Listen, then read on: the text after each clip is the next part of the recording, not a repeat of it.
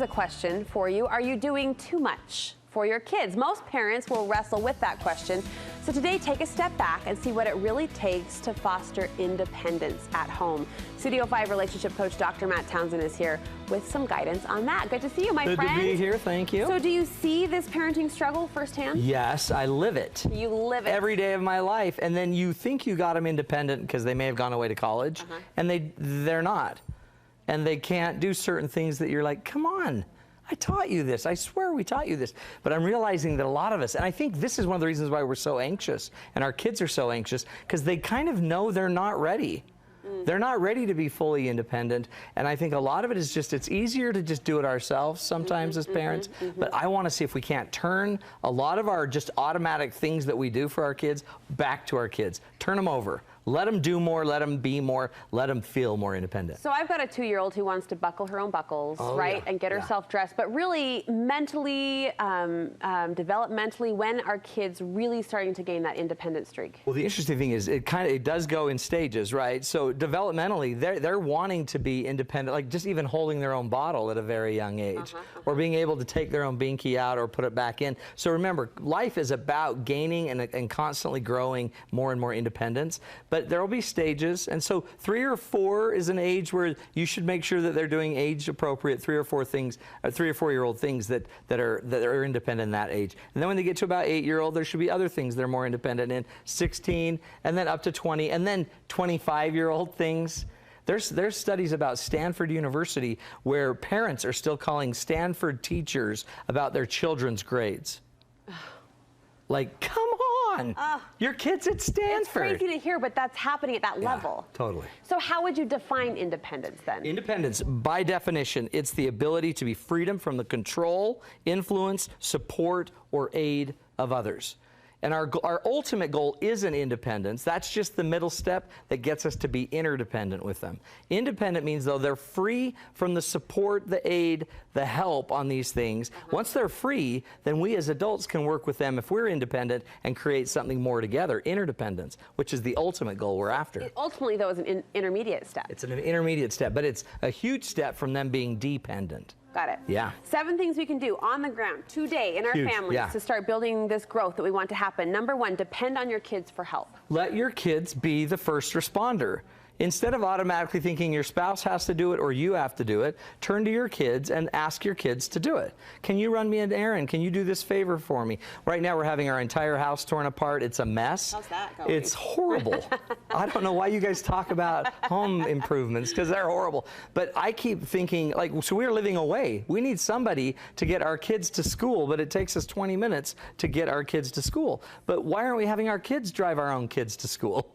And all of a sudden it dawned on us that we could just ask them to do more. Let's just have them do more. And then my wife and I, Marty, we don't need to stress as much. Now, some people and mothers are worried that, well, they're not our slaves, they're not our servants. We shouldn't make them do everything.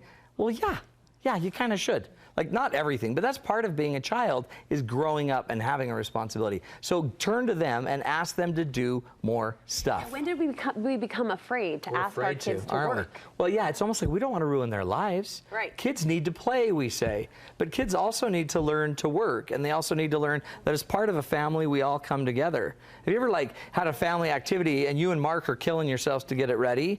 And your kids are too young. My kids would all watch us kill ourselves to get it ready. But the party might be for them. Yeah. So we want to depend more on them. You want moms out there to end more sentences with a question mark. Yep. Ask more questions. Ask more questions. You are not supposed to be the bastion of all knowledge. Your job is to, when they bring you a question, ask them more questions about the question. Well, what have you already thought about? Tell me what you're thinking. What made you want this question? Why are you wondering about this?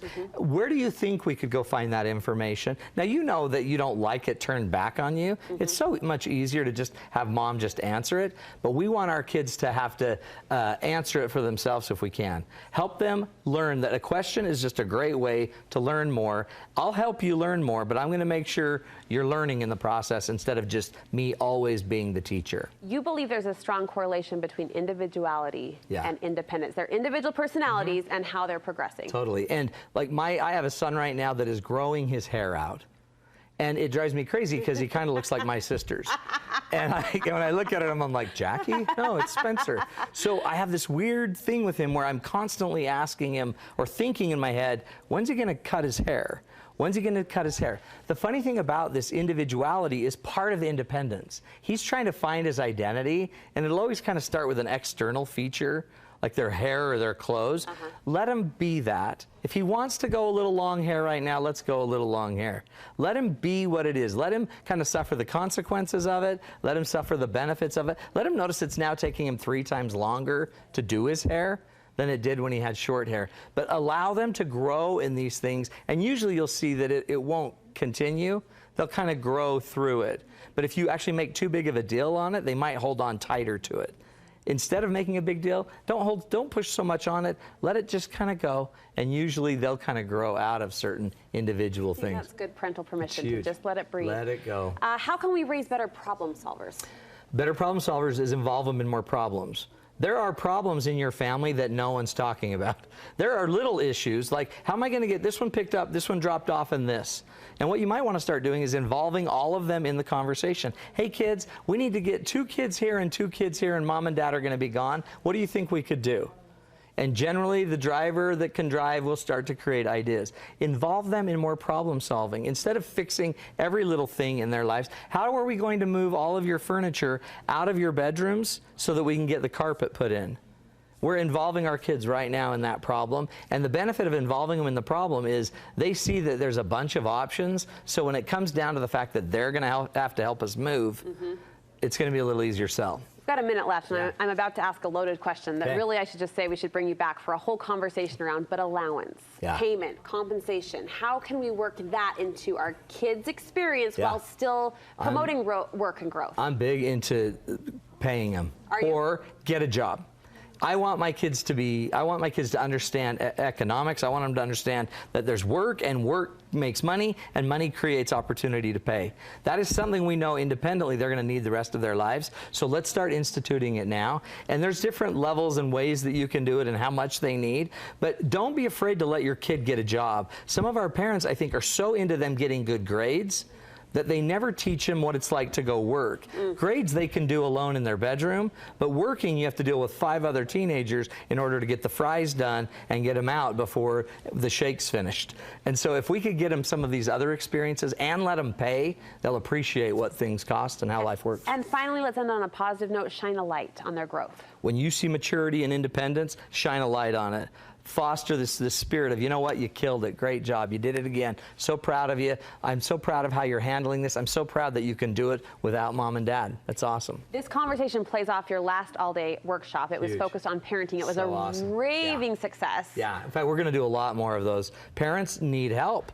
We're finding out, and we've got a lot of tools. If they go to matttownsend.com, they'll be able to find that workshop coming up. It might take a few more days to get it out, but all of our other classes are there, and if you enter in a Studio 5 discount, just enter Studio 5 in, you get a discount. I love this parenting chapter in your mentoring and Loving coaching. It's because I'm raising kids. You get it. You get it. Thanks, Matt. Thanks, Brooke. Go over to matttownsend.com for more details on that.